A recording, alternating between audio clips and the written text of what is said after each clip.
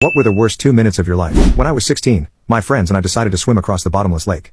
If you swam out far enough, the water turned black, and a lot of kids my age drowned trying to swim in it. I knew it was a stupid idea, but peer pressure got to me.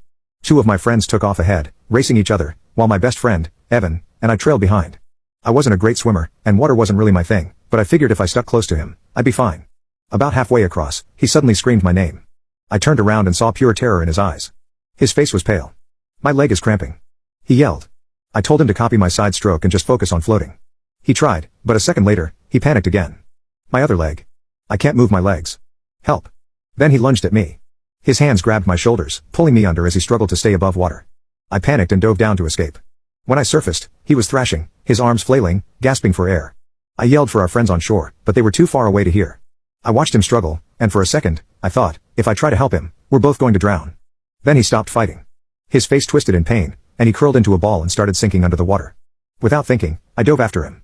He was 3 feet below the surface when I grabbed his belt and yanked him up. I rolled him onto his back, but he started clawing at my face, desperate to climb on top of me. I had no choice. I punched him in the nose. Blood mixed with the water as he froze for a moment. Then he started sobbing. I wrapped one arm around his waist and swam with my free hand. The shore was 2 miles away. I tried to keep my breathing steady, but I was already exhausted. My body screamed at me to let go of him. I couldn't. I kept swimming, my vision blurring from the strain. I shouted again, and this time our friends heard us. They ran toward the edge of the water and swam out to help.